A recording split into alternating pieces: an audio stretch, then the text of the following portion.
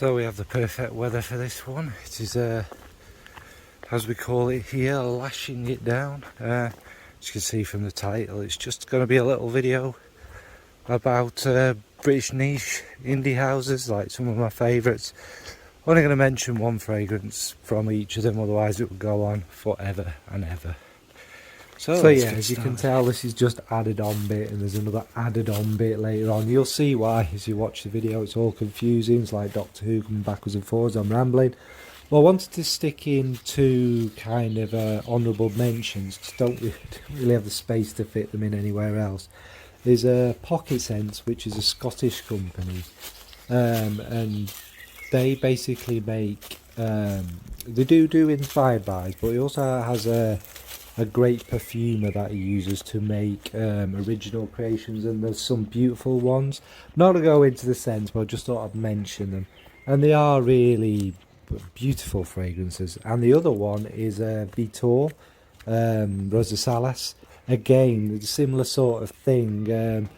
You know, the inspirations pay the bills, if you like, and they are pretty good inspirations, but some incredible original creations, especially the Oud collection is absolutely unbelievable.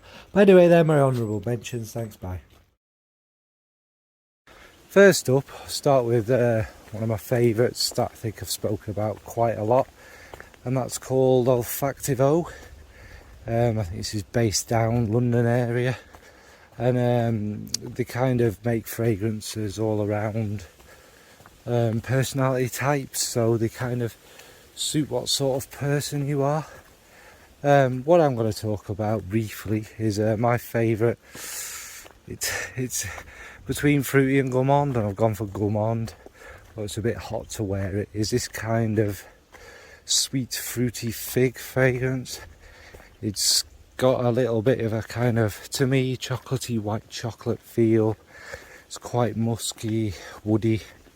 There's a lovely dose of vetiver in it, but what it is like is it's just like, it starts off like you're biting into like a fruity fig pie, and then it kind of warms up as all them other notes come through, and the musks, it starts to get a little bit creamy from the vanilla and notes like that, and it's a beautiful, easygoing fig fragrance. I mean, what do I need to say about it? But the fig is not like that sickly fig that we used to. It's got a nice kind of bite to it, and the fruitiness. So from Olfactive O, that is gourmand. Next is a little house based in Derbyshire. I think it's Ashbourne, and there's like a whole range again of kind of some of them lead a bit of a sort of classic style, but they have a lot more depth to them, like the citrusy ones and such like. And again, it's not easy to pick a favourite, but I'd say it was amber. And obviously you think, oh, another amber. It does have that kind of Coca-Cola-y touch in it to begin, but it's more about the resins. It's this just beautiful resinous, but it's like sweeter resins like labdamen and myrrh, so it's not too heavy, and it's this kind of woody, golden, beautiful veil. Also, could be wrong, might not be, I also get like a blackcurrant, a little bit of sharp fruitiness, especially at the beginning, but it still kind of runs through it, adding this kind of dark fruity feel with it all. So yeah, that's Michael Anthony Perfumes, and that's amber, a lovely, rich but not heavy, classy, elegant, fruity amber. Next up is the House of Belle Senteurs. I think again that's a southern one, and these ones are really affordable. And all the ones I tried from them, my favourite so far was John Blaze, which is this stunning tobacco fragrance. Again, I'm not going to go through all the notes, but it's tobacco, like a dry vetiver, woods. There's a lovely sweetness running through it as well, but not a Naxos horrific sweetness. It's more about the dry tobacco, and yeah, that's basically it. I don't need to waffle on, do I? It's all these sorts of layers of the tobacco, you know what I mean, that kind of dry opening your pouch of backy tobacco there with a kind of darkness, and there's a little bit of smokiness about it. It's just a really good, really classy tobacco, and like I say, these are really affordable. I think for 30ml it's less than €50. It might be much less than €50, but it's round about that thing, and the class and quality of it is right up there. Such a gorgeous fragrance. So that's John Blaze from Belle Senteur. Next, of course, you couldn't have like a British kind of indie thing without the man himself, Terence Hughes. Again, I've got quite a few favourites. I'm not going to mention my exact favourite, kind of switches, but more for this weather is a fragrance called Jasmine Narcotique. I don't think that's discontinued, although don't know. And this is more of an original, older formulation. So again, I don't know if it's changed much or whatever. But this one is obviously it's a lot of jasmine, like a just beautiful floral jasmine. There's a sweeter jasmine in there. It's got all that element, but it's also supposed to be a bit like cocaine, and it does have that little bit of a thing about it. When I'm smelling it, it kind of makes your teeth ache a bit. But obviously that's something I've only read that such things do. And yeah, it's just a really lovely jasmine fragrance with that edge. And it's also got a lot of them Terence Hughes kind of musks, which are very, very unique to Aaron. I think the way he does them, and it's just all round. It's not one that massively changes, but it's a gorgeous jasmine fragrance. Right, so that's Jasmine Narcotique from Terence Hughes. Next is Sarah Baker Perfumes. Now Sarah herself is an American, obviously, but based over here, and perhaps not my favourite, but one of the most standout fragrances that I'd say you have to try at least once in your life. Oh God, now the wind, this quiet dead-end road to the middle of nowhere, crap town is like the M1 for no apparent reason. But anyway, yes, it's Jungle Jezebel,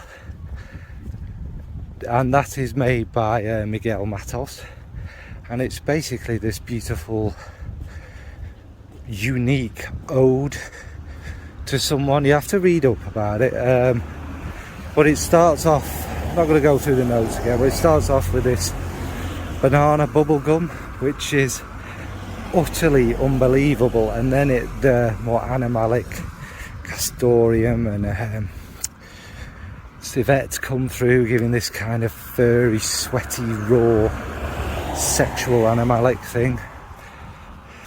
Oh, God damn it. And let's just say to be continued when I get back somewhere quieter. You probably can't hear me because of the wind. Every chav in a 50-mile radius seems to be walking around on this humid day, chucking it down. So yes, back. Right, so I'm going to quickly zip this one up, otherwise I'll forget my train of thought, and you'll probably be able to tell this quiet little tiny road is now turned into a motorway as well. I think they've done a loop round because they've heard I'm filming and what have you. But anyway, back to Jungle Jezebel. Well, yep, chavs falling off bikes. But yes, oh God, basically, in a gist, is this lovely kind of unique, raw kind of ode to a sex worker. It's dirty, it's sweet, it's just magical. It's like Miguel at his most kind of signature craziness, if you like, but it is actually very beautiful. Alright, Jungle Jezebel from Sarah Baker. So the road is quietened, so I could probably sneak in another one here, and that's another Sarah McCartney, and for her 160 Tuesdays. Now Sarah has such a massive catalogue of fragrances, so many different ones, unique ones, bespoke ones, crazy ones, but what she does really well is gourmands. And what I've kind of gone for from Sarah for this video is a fragrance called Over the Chocolate Shop, which, as the name implies, it smells like a kind of, I don't know if you get them abroad, but we have them here, Thornton's chocolate shops that sell like fudge, toffee, chocolates, and what it takes me to is like being a kid and having used to be able to sit in there. I don't even think they exist anymore, but used to be able to sit in there, have an ice cream while your parents had like a coffee and that. And the coffee is kind of one of the most noticeable notes for me. It's obviously woods, cocoa, blah blah, musks, but it's primarily it's like this beautiful chocolate with that kind of sharp, dark coffeeness to me. It's an absolutely gorgeous fragrance. More for the cooler weather, obviously. But yeah, brief, that's 160 Tuesdays Over the Chocolate Shop. Next is Tessa Williams, who's a lovely Scottish lady based up obviously in Scotland. And this is a collaboration she did. She does have her own range, which are quite beautiful. But this, my favourite, is probably a collaboration she did with Sarah McCartney. Now there's two I can never choose between, but I've not really mentioned any violety irisy ones, so I thought I'd do that. And that's Dancing with Strangers. I think I'll have to check that, it'll be flashed up. But anyway, that's a kind of violety iris, rosy kind, you know, one of them beautiful powdery makeup-y ones, like an evening out, you know, that kind of classic vintage style, cocktail dresses, beautiful tuxedos and, you know, bow ties, and just takes you to one of them wonderful kind of ball things. But what makes this one different and really unique is it has honeysuckle in it, and oh, it makes such a difference. It adds something to a kind of familiar DNA that I've not really smelled before with that DNA, and it takes it to another level. It is absolutely magnificent. Yep. Did you know there's no cars? And then, right, anyway, it's absolutely magnificent. So from Tessa Sanderson is Dancing with Strangers. Not Tessa Sanderson, that is an athlete. Tessa Williams. I've probably got to redo this video. Alright, thanks. So next is another brand based down in South, but this time in Brighton, which is a lovely part of the world, and that's Bedeaux, or Bedeaux, from Amanda. She's a very small niche brand, and she's won awards for, I can't remember which one, but there's one that's, oh God, I do know. There's one that won awards. It was a very fresh kind of citrusy one, but the one I've gone for is called Huboo, or Hubao, or Huboo probably. And this is a kind of beautiful, sumptuous, ambery one. It's obviously got the ambery notes, the resins. It's got a little touch of anise in it. It's just this beautiful, silky, golden, warm fragrance with all these little facets and whatnot in it. It just smells of luxury, and it's absolutely gorgeous. It's also not too heavy, so you could probably get away with it on a warmer day like today. Yeah, so that's Huboo from Amanda from Bedeaux Fragrances. Now next is a brand called Perfumer H, and that's Lynn Harris's brand of Miller & Harris kind of fame. And what she does is she kind of bases each of the fragrances around a certain element, a certain thing. And this one, oh, it's so difficult to pick. But I suppose this one I'm going to talk about is my name, Snowdrop.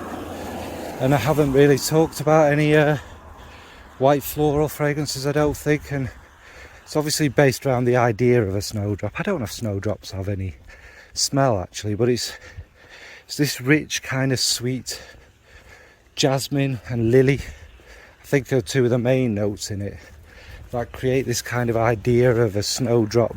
It's dewy, it's quite watery, it's got beautiful musk in it. It's just a beautiful white floral fragrance, but again, unique. It's not like one I've smelled before. That dewiness with that kind of sweet depth and the greenness makes it really, really beautiful.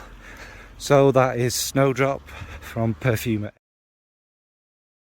So I'm just determined to get this done, and there shouldn't be cars up here, but who knows, there's probably chavs. But next one is from Papillon. Now again, I could talk about Hera or Anubis, but actually what I think my kind of up there favourite is Dryad. Now Dryad is like a chypre fragrance, but it's something that Lynn, why am I saying Lynn? I don't know. It's something that is Liz has put her magic to. It is like this dry chypre, but it's not about the moss and a kind of traditional chypre.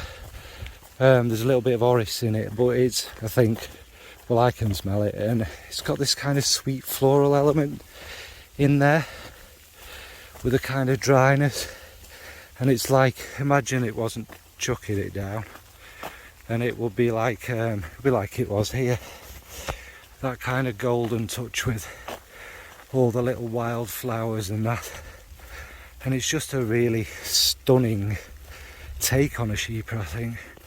So that's Dryad from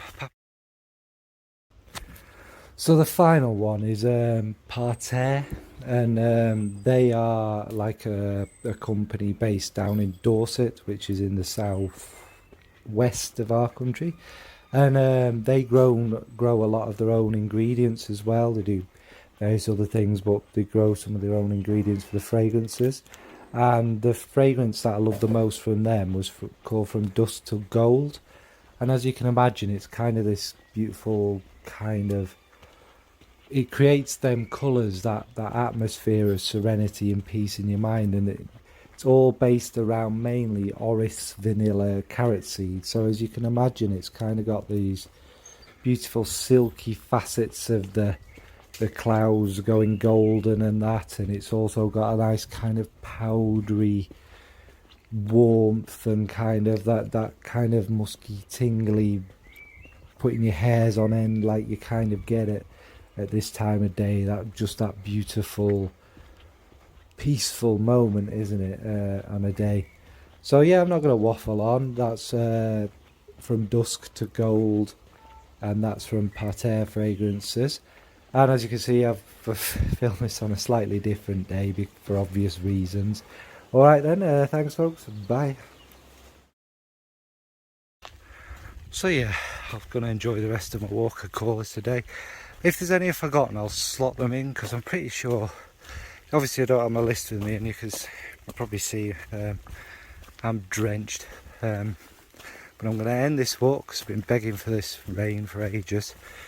But just wanted to kind of add to it. There are a lot of great British brands actually, such as Burberry, Penhaligon's, Floris, Atkinson's. So there are some kind of great brands, proper niche and designer brands kicking about.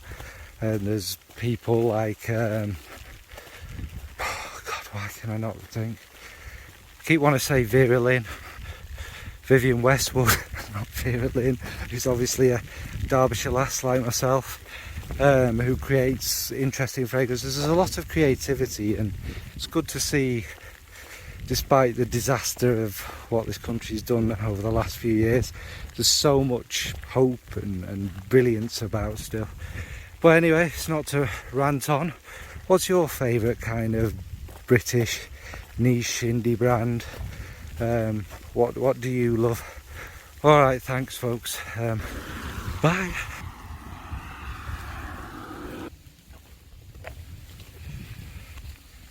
Soaked.